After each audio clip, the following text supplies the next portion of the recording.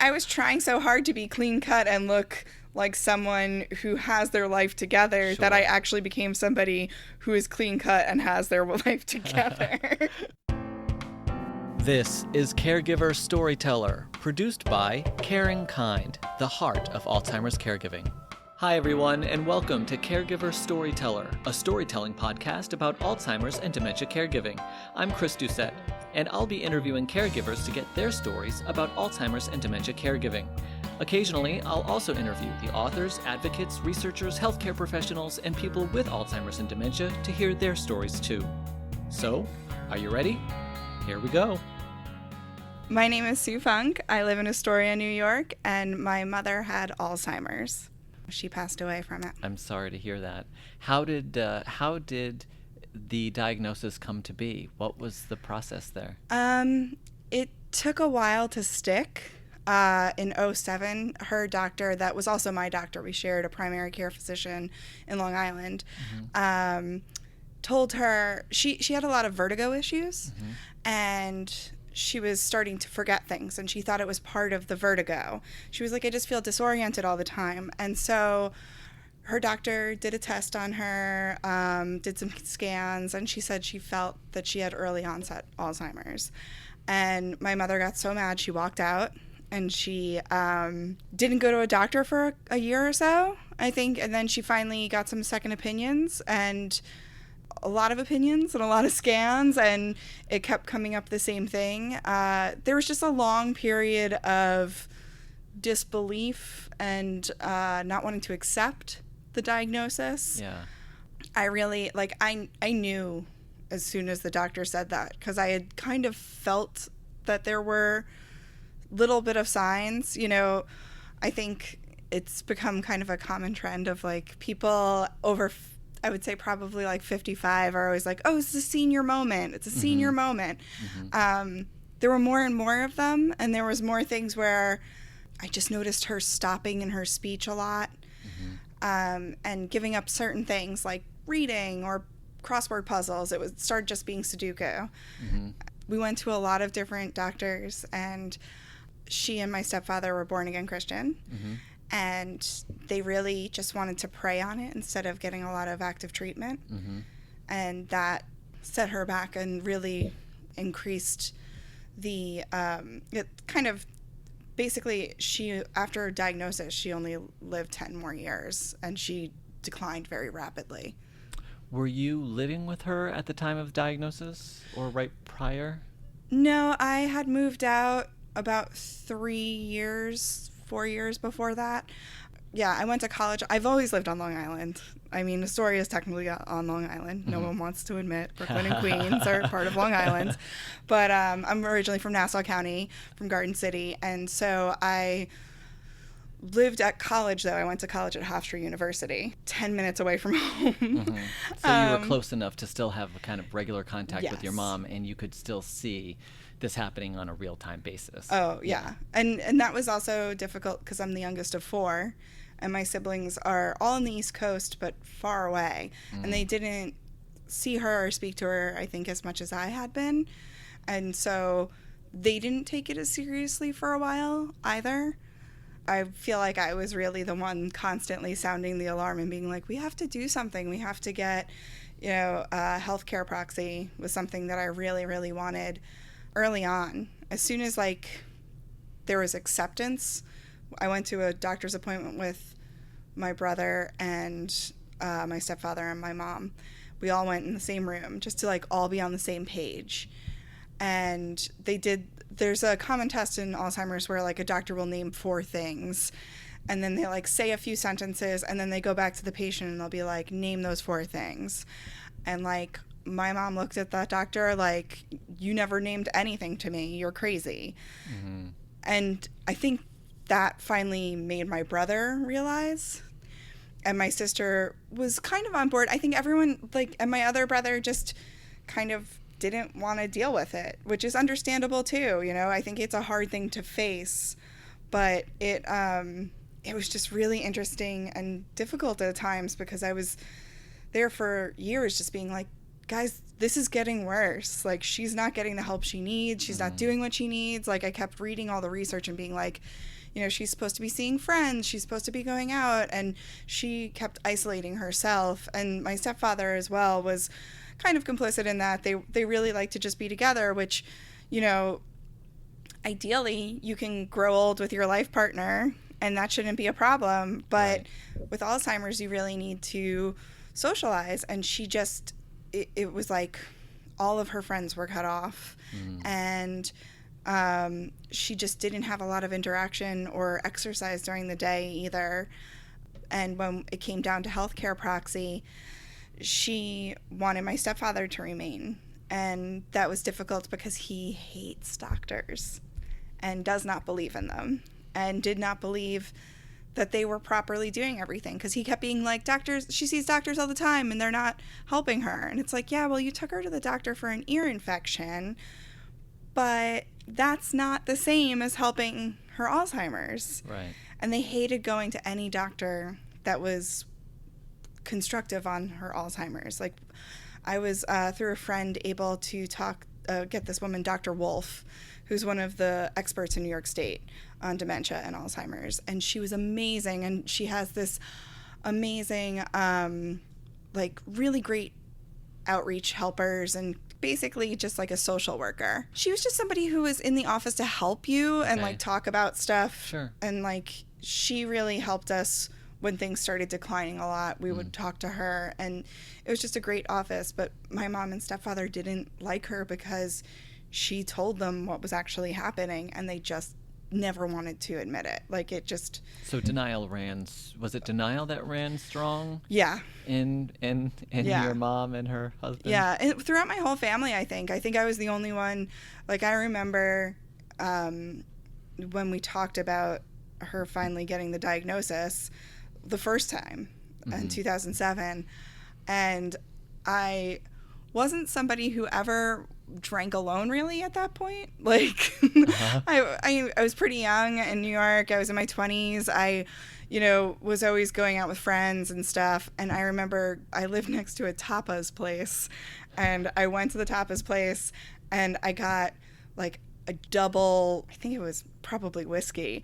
And at that point I hadn't drank that much whiskey, and I drank so much by myself. And then I came home and I threw up everywhere. Oh my goodness. And I always think of, like, you know, nausea is the point of acceptance and understanding, and that they often say that that's the kind of, you know, philosophical moment where you're really, you know, I realized what my life was going to be, what my mom's life was going to be. And yeah, it was a really crazy night. I just remember feeling so ashamed that I drank that much, because I usually didn't and don't.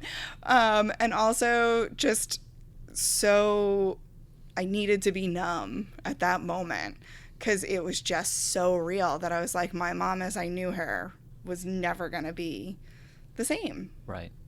And I lost my father pretty young. I lost my father at 16.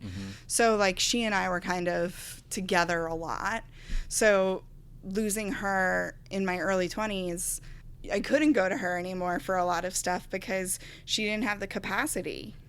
It hit me very quickly. As soon as I heard, I was kind of like, oh, I'm losing her. Right. And especially hard because you're the youngest of four, right? So it's not like you were 25 years old, which is still very young, but, you know, you're in your late teens. So, yeah. Right? When my father passed, Yeah. So that's tough. That's tough. At what point do you think they did acknowledge the reality of her Alzheimer's, either her or yours? It was that stepfather? Appointment that we all went to. That was the one. That was the one where she made my brother, we had that she was going to give us healthcare proxy, and my stepfather talked her out of it because he kind of, like, my brother got control of her money, which we all agreed was the best. I mean, he had a financial planner. I had a checking account in TD Bank because I think I love the color green, you know? Like, right. I'm not somebody who really knows anything about finance. So he was like, I'll take care of this stuff. And he's always been amazingly above board. I know that's always something that can get very murky, but like, we always used her money to get her the best care possible. And even when she passed, like, my brother was just like, there's money for, I set up all the funeral arrangements, and he was just like, do whatever you think is necessary. So that was never an issue. But when we sat down after that doctor's appointment, that was when my mom was like, all right, this is what I want and this is what I don't want. And she was really emphatic about wanting a home health care aide. I think my stepfather is 11 years older than her, and I think she thought that he was going to pass first. So she thought she would be alone, and she didn't want to go into a home. She kept saying that, and that she wanted us to buy a house and get a health aide for her.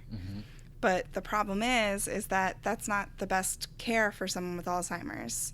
They really need to be around people, and more than one person, really. Like, they have to have more stimulation than that. Right. And so we absolutely looked into that when the time finally came, but by the time it came, it was too late. Like, because my stepfather wouldn't allow care into the house. He was her primary care, and I became more of an advocate. I actually went to court and tried to become my mother's healthcare proxy because we saw that he was unfit, and that came about after Hurricane Sandy hit. And her house was in the flood zone in Long Island, and we tried to get them to escape, and we tried to get them to evacuate. Well, not escape, but evacuate. And my stepfather just didn't want to leave. He didn't think it was going to be that bad, because we had Irene the year before, and a lot of people thought Sandy wasn't going to be that big because Irene was just a lot of wind. It didn't really impact us the way that Sandy did. And so they lost power, they didn't have heat, and he wasn't getting food into the house. And so my brother drove from Pennsylvania to take them to his home to live with them for a week. And that's when he really saw that, like, she wasn't being properly bathed and her clothing was dirty. And, it was painfully obvious that it's too much, Like you said, like, it's really, you need somebody who's really trained to be a caregiver and understands what's going on. Because I think my stepfather, as someone who doesn't trust medical professionals or the industry at all, or even the study of medicine, he never wanted to learn what was really happening. And I think it's so important to be with somebody with Alzheimer's and understand how to deal with them. Like, I could tell my mother was very relaxed when I was with her because they say a lot, you have to yes and people with Alzheimer's. And my sister and I were like, finally, all those improv classes paid off. Because even though she's 12 years older than me, my sister and I both had, quote unquote comedy careers in our lives. And so we actually really enjoyed trying to converse with her, because whatever she was saying or whatever she was believing, we were like, yeah, okay. So, or even when she got upset, like, about something that didn't happen, a lot of it was people were against her. And I'm like, yeah, what should we do if they're against us? What do you want us to do? Like, and what would make you feel safe and all that? Whereas my stepfather would always try and bring logic into it. Right. Big mistake. Yeah. And so he kept trying to ground her in reality, and it would make her even more frustrated. And it wasn't even until close to the end of her life that he finally was telling us all these stories about how she would act out and she was so angry, and he's like, you don't even know how mean your mother would get. And I'm like, well, and he would give me examples of stories, and I'm like, you're arguing with someone who doesn't understand the reality that you're in. So it is horrible for you, and I agree that this is a tragic story for you, but also it's tragic for my mother because she was communicating the way that she knew how in that moment. Right. And there was nobody there to give her the proper discussion back. I mean, at one point he even cut off communication with us because I'm like all over the place with this story. Sorry. No, this is it. This is what it's like, right? So it's just like it jumps around. But so after the Sandy thing, we actually called, there's child services for adults, basically, adult services that you can call if you think that an adult is being abused, who, especially if they have diminished capacity. So we went in, and they went there, and they didn't see what we saw. And because we sent somebody in, my stepfather decided to cut off communication with us. Mm-hmm. And I mean, one of the most horrific days of my life was standing outside her house, just trying to get in to see her and talk to her, and just knowing that she was inside and not being able to get to her, and like just not. My mother was somebody who would mother the world if she could. Mm-hmm. She was so loving. And my mother, no matter how mad she was at me, would never refuse to see me, mm-hmm. ever. Like, and so that was one of the most painful days, just having her shut off completely to me and not mm-hmm. being able to get to her, knowing that she needed help. Right. So that's when we decided to go for legal help, and it was tragic but true. The lawyer sat down with us and was like, listen, you have a case, but this is what's going to happen. It's going to get to, we're going to go back and forth, and this man's very stubborn, and he is never going to let go of his hold on this, on her and her mm-hmm. health and mm-hmm. his control of it. And it's going to get to a point where your mother's going to be in the hospital, and she's going to get very, very sick, and he's going to have no choice but relinquish her to you. And that's what tragically ended up happening. She got so sick because the caregiving was so not present, the proper mm-hmm. one. Mm-hmm. And it just killed me. I mean, for a long time, I was like, I was fighting so hard to be the caregiver and help her. Mm-hmm. And not being able to do that is just like, I just felt tied up. And I think a lot of people who have lived with somebody with Alzheimer's in their lives, when they pass away, you're not sad. You're happy that they're free, mm-hmm. And that was something that, like, she wasn't herself for so long, and the person dies slowly. It's a light that fades. A lot of people talk about that in the relationship of Alzheimer's, and you get so disconnected that they pass on before your eyes for years. Mm-hmm. And then when they do finally pass away, that there's a peace finally. Mm-hmm. For them and for you. Yeah. Right? Yeah. Right. I mean, especially for her. I mean, I could see her, like the stories of her getting aggravated, the stories of her, I mean, her physical, like the reason that she ended up in the hospital was because she hadn't been urinating or defecating. Mm-hmm. She had been holding it in because, again, with a proper caregiver, they'll be there to assist them in the restroom. Mm-hmm. And as, I think a lot of it has to do with age and, personality and whatnot. But, like, my stepfather was like, well, she said she was going to the bathroom, so I just believed her. And she wasn't.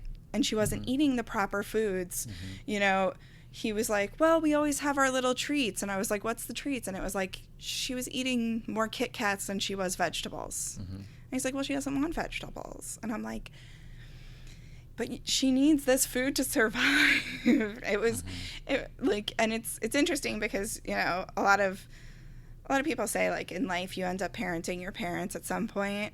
And it was definitely frustrating because, I'm somebody who, I don't have children, I don't have a husband, mm-hmm. and I have a lot of friends who do. And when at that time in my life, I would sit around with my friends and they would talk about all their defiant children moments, and I'd be like, I know, it's like when I try and get my mom to eat her vegetables and she's not. And like, yeah. Everyone like kind of looked at me like, oh, that's so sad. But that's what it was. It was really trying to get people who, they want to, and I don't fault, I mean, I'm upset by it, but I get why you want to have your dignity, you want to have your relationships, you want to mm-hmm. keep things the same way.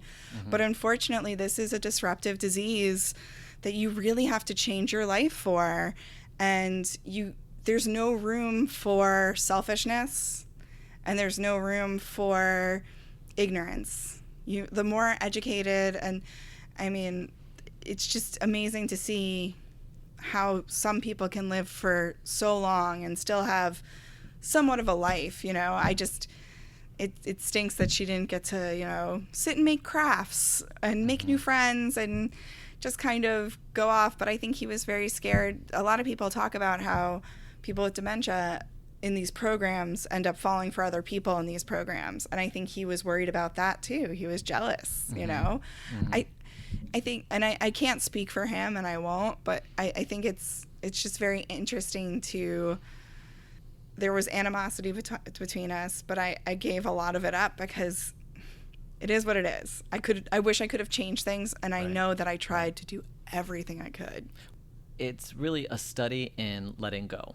Right? Absolutely. You don't have, a caregiver does not, no one on earth has control over everything. Yeah. And ultimately you have to surrender to the world that is and the life that is. And even if that means your mother chooses for her husband to have the healthcare proxy, well, that was a choice, right? And you couldn't control that. Nope. And you did what you could, and she has to live with those consequences, even if they're not in her best interest. And you have to live with those consequences, even if it's not in your best interest. And it must.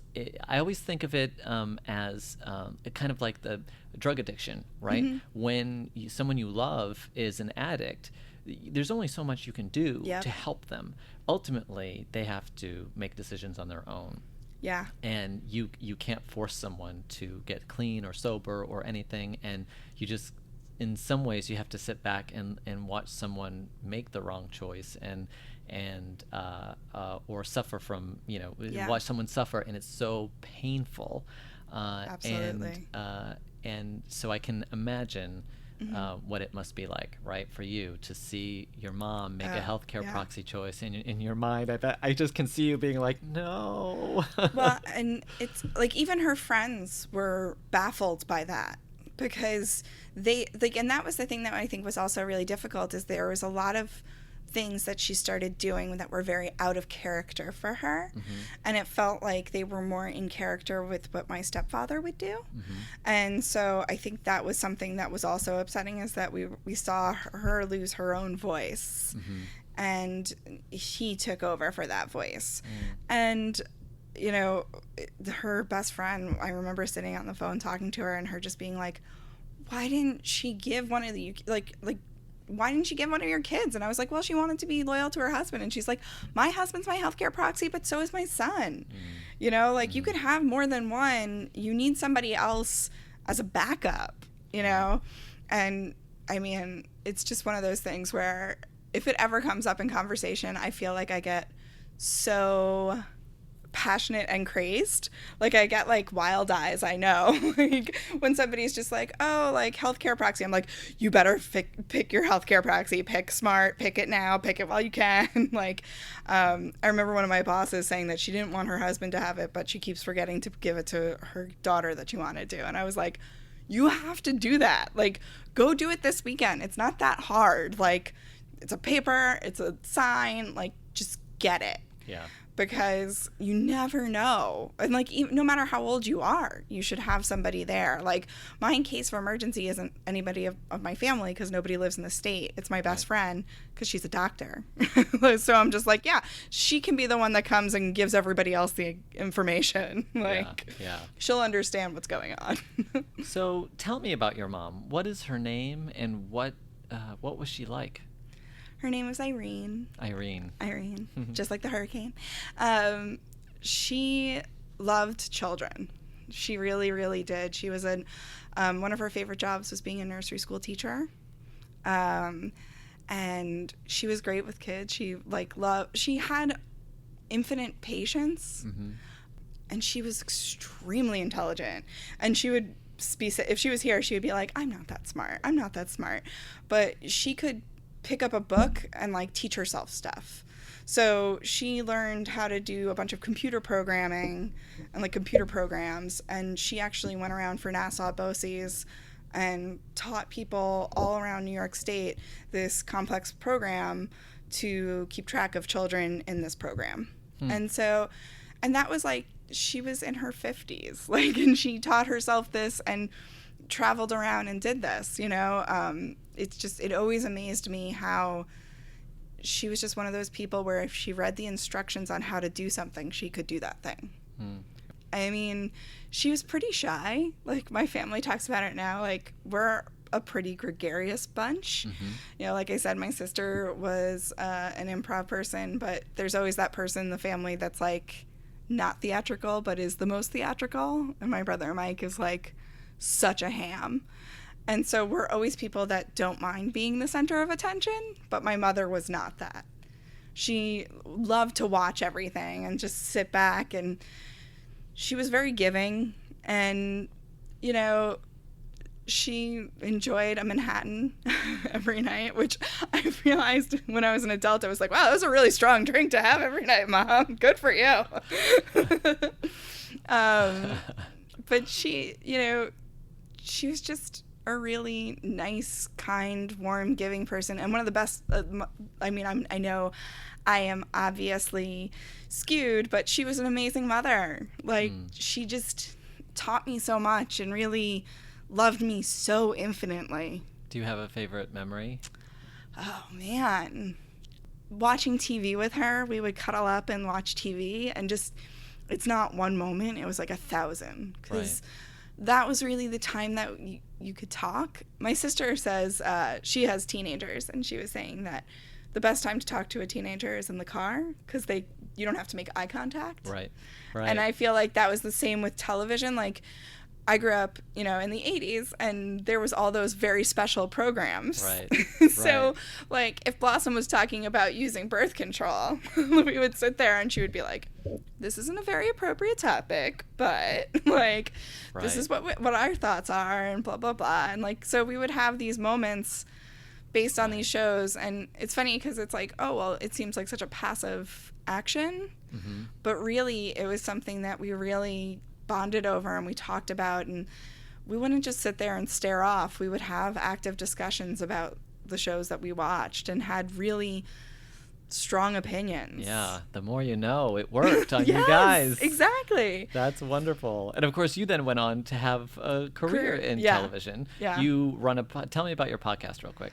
So I have a podcast that's on break right now. I have two that are both on break. I have I Love TV More Than You. That's I Love TV More Than You. Yes. Yep. And that's just people come on and talk about their favorite shows and shows that impacted their life. And then I work in television now, like you said. I love it. I work for A&E Networks, and I created and produce PD Stories, which is where officers come on, and it's a spinoff of our show Live PD. And instead of being live, we have officers come and tell crazy stories and monumental stories of their career. And so, it has a cult following. Yeah, people really like it. I'm so very, very happy. But, I mean, the live PD audience is also one that's, like, super rabid and loves our show, and they love content around it. But, yeah, we've noticed a lot of people, like, it's got 5-star reviews, and people really, like, when we said it was the season finale, we got more comments than ever. People being like, no, I love it. So, do you think that part of your love for television is because it was kind of a foundational moment between you and your mom? 100%. You think so? I was young. I was below 10, and it was time to go to bed. And I was watching television with my mom, and I was like, no, I didn't see the credits. And she was just like, well, what do you want to see the credits for? I was like, what if my name's in there? And my mom was like, no, you have to work on the show for them to put your name. And I was like, well, my name's going to be on there one day. And it hasn't yet, but someday. I still work in television, which is what I want to do. So, yeah, I know she, like, looked at me, and I just remember her being like, you probably will, you know? She was like, it's a lot of work. And I was like, I love working, which is true. I started working at, like, 11. Yeah. Was she a teacher all her life? No, so she had a lot of different jobs. She was a secretary when she met my father, and then she became a full-time mom. And then when I was graduating the nursery school, like at 5, she started working there. And so I would take the bus from kindergarten. The bus garage was right next to the nursery school, so they would drop me off there, and I would go and help her and go to the nursery school and just see her work. And she worked there for a few years, and then wanted to get a job that made more money and was more I guess, a more adult setting she was looking for.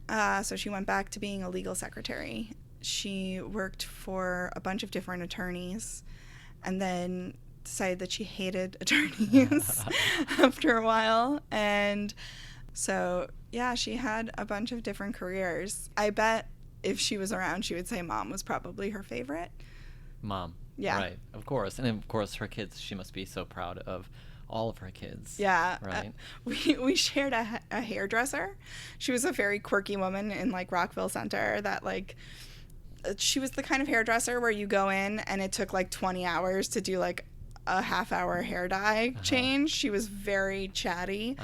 And she said that my mom would do nothing but brag about her kids. And just to anyone, she would find a hook of talking about how proud of her kids she was. And she really was proud of the people that we became. And it sounds like the 4 kids had a pretty good team effort. And Yeah. there was not a lot of drama or strife in the management of her illness. No, right? I mean, my brother and I really teamed up a lot because he was financial and I was kind of leading the charge on the legal front.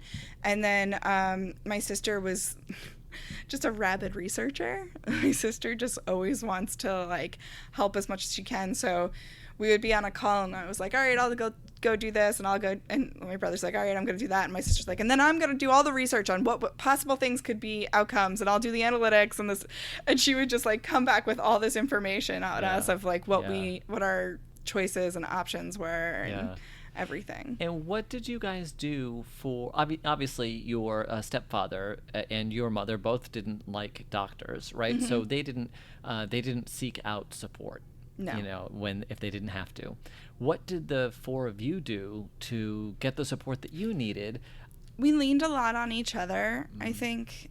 But I think we all kind of had our own things. You know, my sister is one of those people that has finished her bucket list and has a new bucket list and just always writing. She's an amazing writer.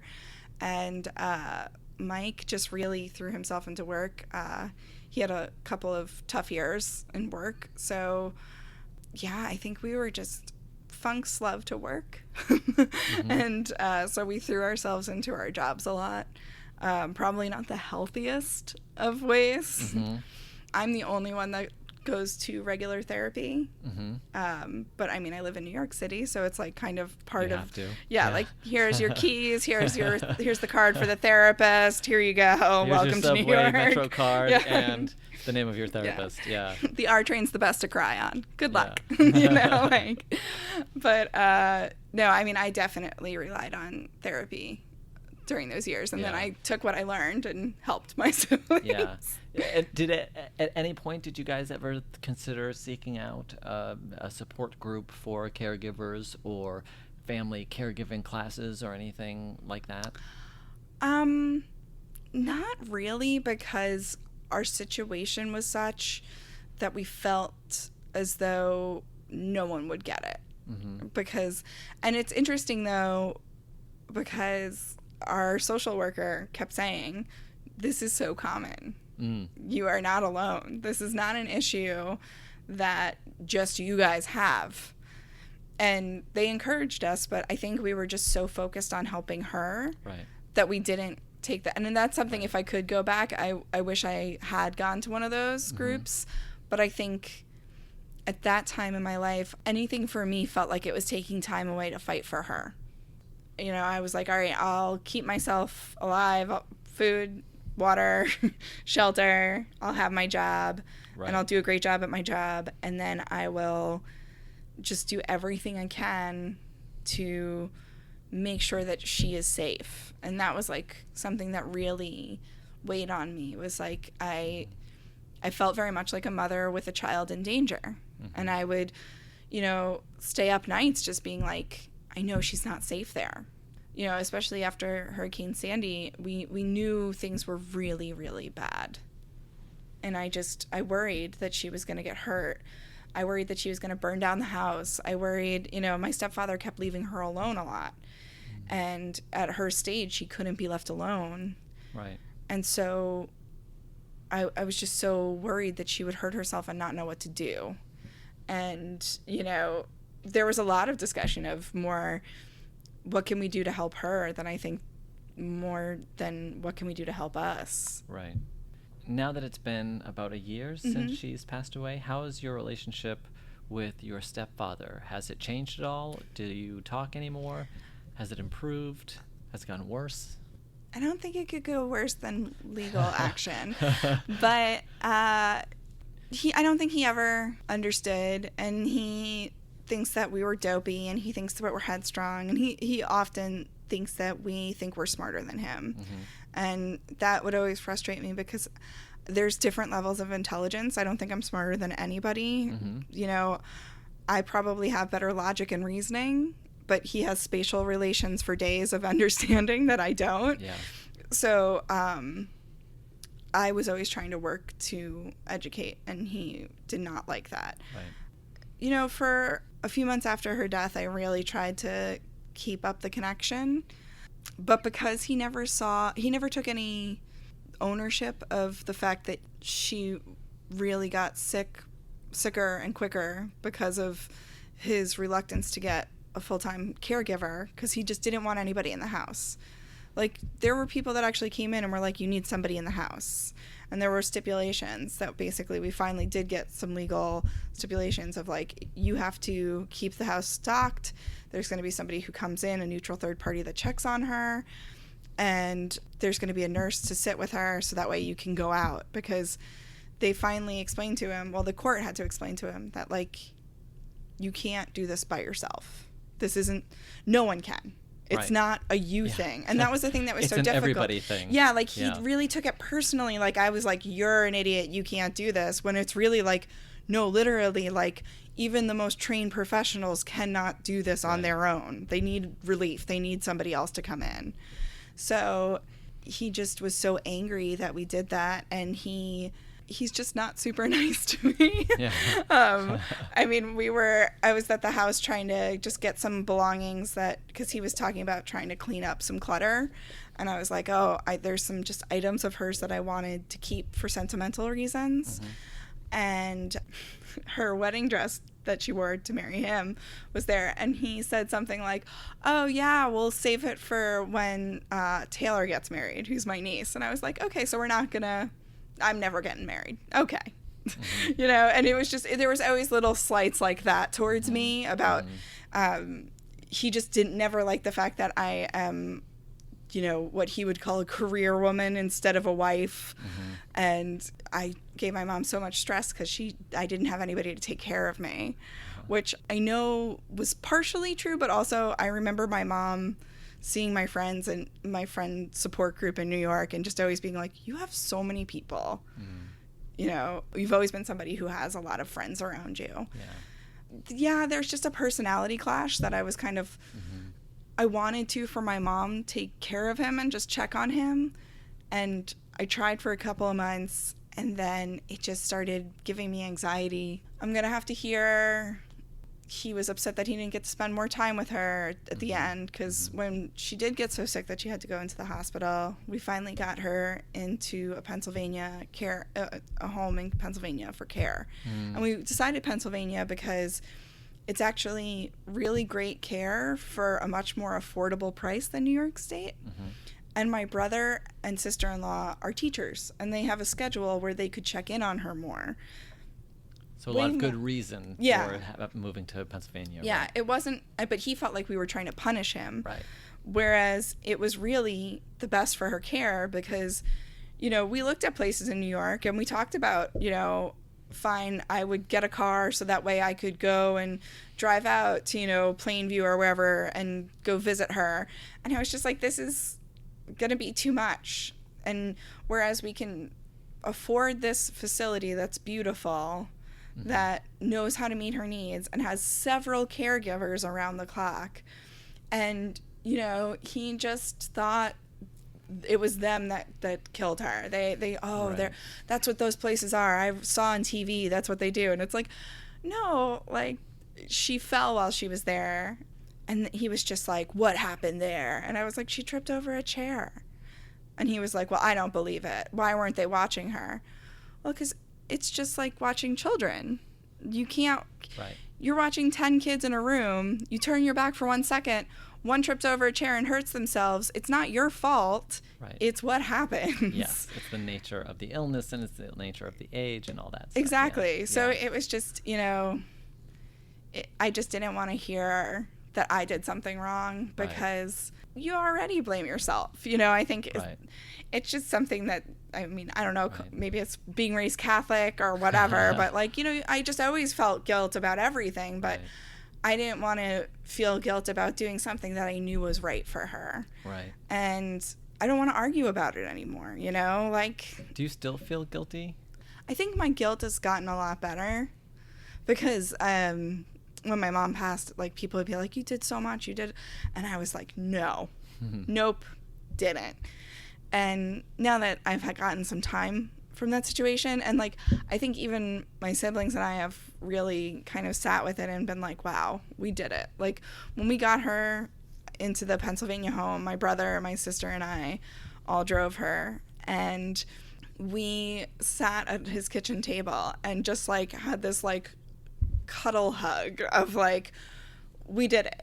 And we're, it was all that fighting, and we finally got her in a safe place, and that felt great.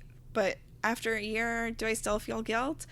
Not as much. I think I'll always wish that I pushed harder for certain things, but in my mind I know even if somebody has Alzheimer's, they still have free will because they are humans.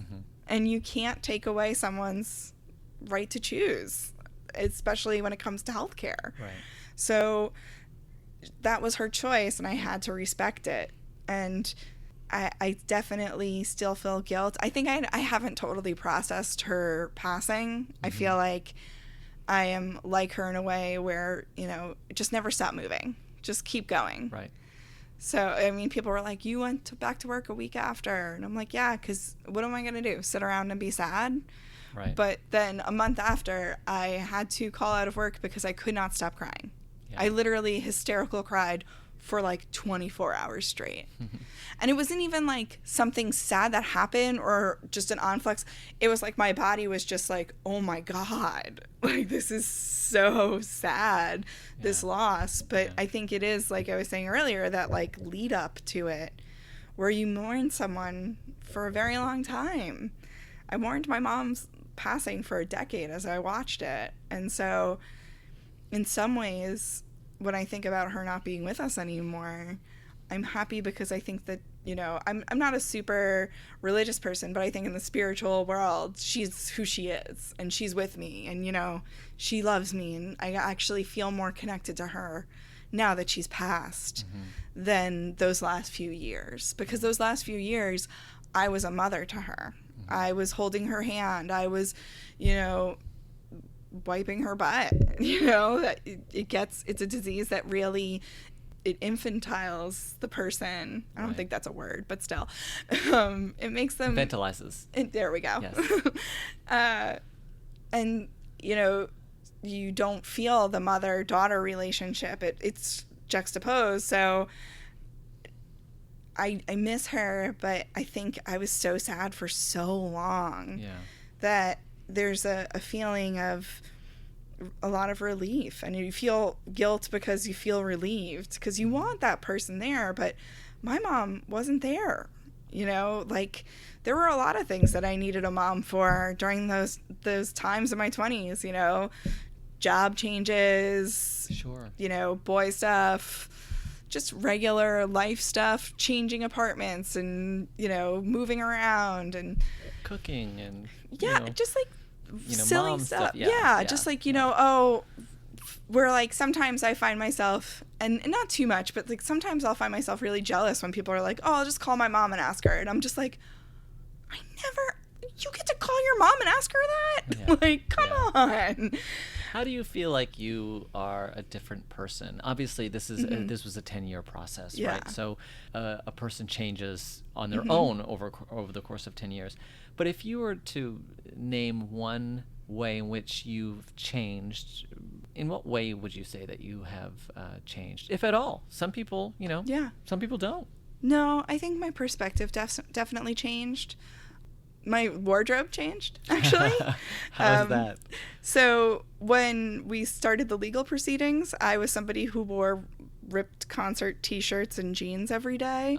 And, you know, like old Chucks and whatever, you know, like I was kind of like a grunge kid still in my, even in my early 30s, I was doing, like, that's when we started.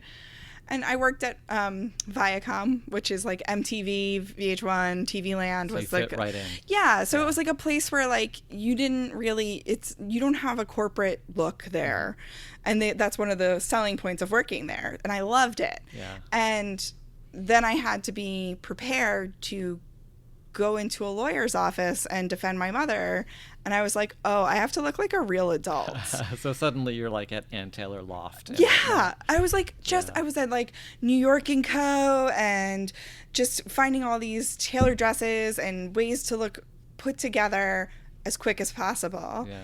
And so now I wear dresses all the time. I'm always overdressed for occasions, I feel like. And that's something that I noticed only recently, because someone was like, oh, you know, Sue's always so dressed up. And I was like, I am not. Oh, I am now. You got you got that lawyer look, and you love it. Yes. I got this, like, I love it. I got this because I was trying so hard to be clean cut and look like someone who has their life together, Sure. that I actually became somebody who is clean cut and has their life together.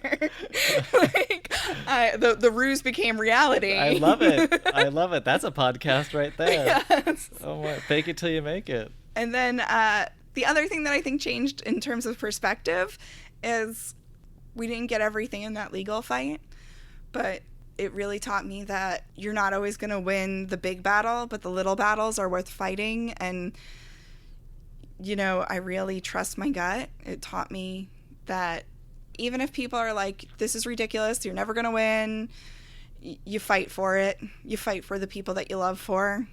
I fought for my mom, and I would fight for any of my family members and friends. Mm-hmm. Yeah, it just really made me realize that, you know, in my life I've had a lot of battles and I've had a lot of craziness. Mm-hmm. And in a way it makes life so much better, because I think you have to have really horrible low points to appreciate the good. I think I have a really good perspective on, like, my sister-in-law recently said, she's like, you're the happiest, most content person I know.